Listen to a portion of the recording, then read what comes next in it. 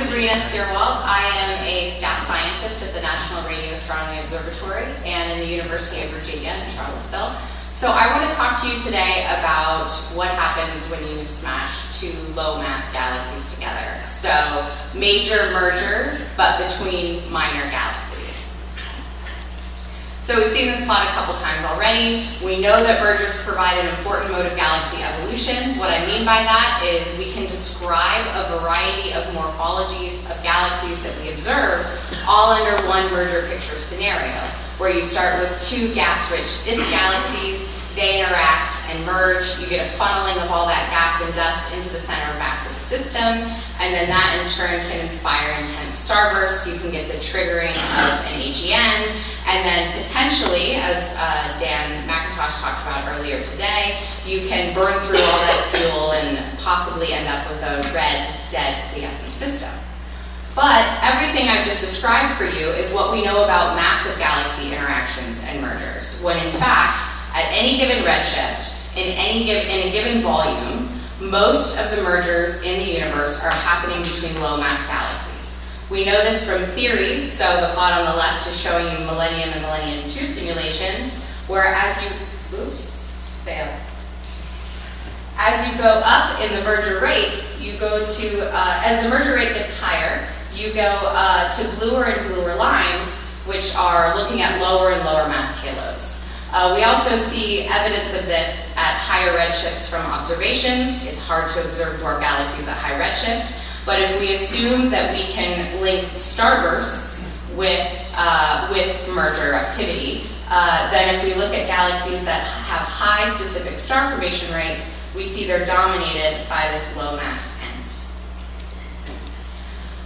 So mergers between dwarf galaxies also may help us explain a lot of phenomena that we observe in the local universe. For example, we see that dwarf galaxies have very complicated star formation histories. We can't explain them with simple models, and interactions with other dwarfs often get blamed. We also observe starbursting dwarfs that appear to be isolated with no outside trigger, but then when we look at their H1 distributions, we see they're asymmetric, so perhaps suggesting that these are actually late-stage coalescence phase of a dwarf-dwarf interaction. And recent simulations have shown that if you throw two dwarf galaxies at each other, you can produce the off-center bars that are observed in a lot of Magellanic irregulars. So we know of a couple well-studied examples of dwarf-dwarf galaxy interactions, for example, the LMC and the SMC shown here, but no studies have been done looking at dwarf-dwarf interactions and mergers as a population. And so that's where my work comes in. I'm leading a study called Tiny Titans, or TNT, where we're doing a systematic study of interacting dwarf galaxies. So here are some of my collaborators down here. There are three components to TNT. We have a local volume sample, so this is pulling archival data for really well-studied close pairs that have been found somewhat serendipitously, and that's being led by Mary Putman. And we also have a theoretical program looking at simulations like Illustris, trying to answer over cosmic time, how often do these interactions actually occur. But I want to tell you a little bit today about the portion of TNT that I'm leading, which is a low redshift pair sample. And so this is where we've combed Sloan and looked for pairs of low mass galaxies. So this forms the basis of our interacting dwarf sample. And in particular, I want to highlight that we require that our pairs be more than 1.5 megaparsecs away from a massive neighbor. So this is really so we can disentangle what happens when dwarf galaxies interact with each other from larger scale environmental effects. And I just want to point out that not only do I think this is important for our understanding of the star formation history of the universe, but also I think it's just a really cool physics problem, because we take all that we know about massive galaxy mergers and interactions and try to put that in a shallow gravitational potential well and see if you get the same result. And in particular, our work has shown, along with some other work, that dwarf-dwarf interactions and mergers don't end in a quenched system. You don't see low mass galaxies without any sort of gas or current star formation unless they're in the presence of a massive galaxy. So we're potentially seeing that we don't get these red quiescent systems in the low mass range. So one of the first questions we asked was, do we see star formation rate being enhanced in dwarf-dwarf interactions or mergers? We know this happens for massive galaxies, thanks to some really well-known examples like ARC-220 and the antennae. This plot was also shown, Francois showed this plot from Dave Patton's work, looking at pairs of galaxies in Sloan. And so this is the star formation rate enhancement, so how much more star formation you get because you're in a pair versus if you weren't. And you can see as the pair gets closer together, this effect gets stronger, and you see more enhancement due to the interaction. And so we asked whether or not you can see this also in low mass galaxies. It wasn't obvious that you would, in part because the reason you get that enhanced star formation is because you're funneling all that gas and dust into the center of mass of the system, and perhaps the forces at work in dwarfs aren't as efficient at doing that. But when we make this same plot for dwarf galaxies, we see, in fact, star formation rate is enhanced. So we showed for the first time at low masses, you get an enhancement by an interaction between two dwarf galaxies. And in fact, it looks suggestive that it might even be larger than the effect seen for massive galaxies, this black line here. And interestingly, they happen out to similar pair separations, despite the fact that, as you know, dwarf galaxies are a lot smaller. We also created a non-isolated pair sample, so these are pairs of dwarf galaxies that are near a massive galaxy in order to see if we saw a difference. And indeed, pairs of dwarf galaxies have to be a lot closer together to start to see that star formation rate enhancement if they're in the presence of a massive neighbor.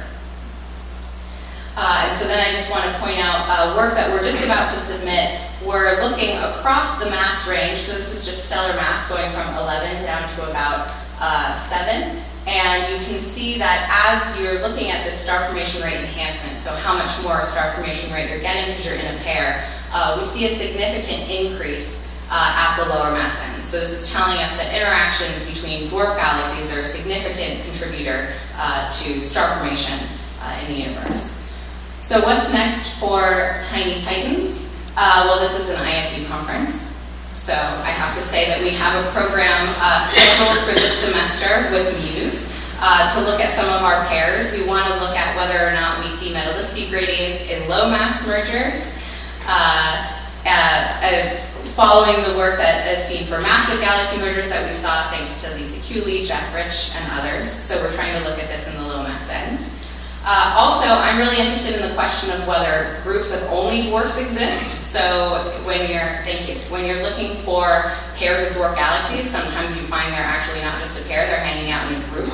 And so we went and followed up some of these group candidates with the Marilyn Magellan Fabry-Perot tunable filter. Anyone who has used a Fabry-Perot tunable filter knows what a beast they are, but what beautiful, beautiful images they give you. So we followed up with a sample of about 7 groups, and we find that all these dwarfs, because they all appear in our H-alpha imaging, they're within a velocity range of about 400 kilometers per second of each other, suggesting that they are bound, which is particularly interesting because cosmological simulations tell us that these things shouldn't exist.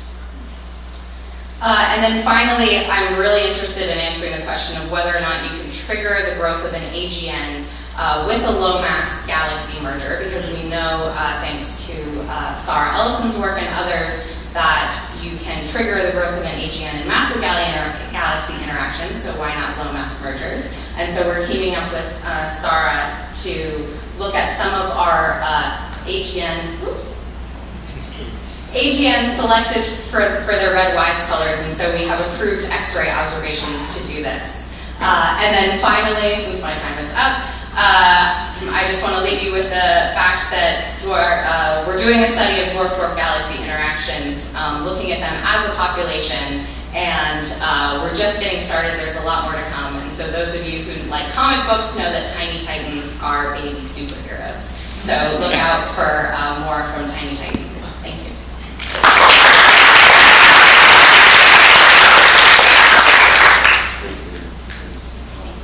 Any questions? Are you going to have H1 as well? Very quick. Are you going to have H1 as well? And so yes. Really becoming... Yes, so I did get a chance to show, but we have global H1 masses from single dish for all of them. And we see, interestingly, that even though the star formation rates are enhanced, we don't see any depletion in their global gas fractions. And so to get at why that might be, we're mapping some of them with the VLA with higher resolution imaging. It takes a long time. And so what we're seeing so far is that we're mapping the dense gas in these systems, and it looks like they're just sitting in these really large H1 reservoirs. And so I suspect that those H1 reservoirs aren't being tapped by the star formation, and that's why we don't see. Yes, follow up. In the sample of Lelli that you quote, actually we looked at the inner part and we found that they are not gas H1 depleted with respect to normal dwarfs, which was very surprising, I have to say. But this is what we found. Okay, interesting. Do you have a handle on the dark matter content of the system? No, that's not something that we've looked at yet. We have only mapped the dense gas in a small subset of the systems, and so it'd be best to do that with more extended diffuse H1 that goes out further, and also it's difficult when you have very irregular morphologies as well to get a handle on that, so we haven't touched that yet. And if you look at the dark only groups, have that in the dark matter group? No, we, no, yeah.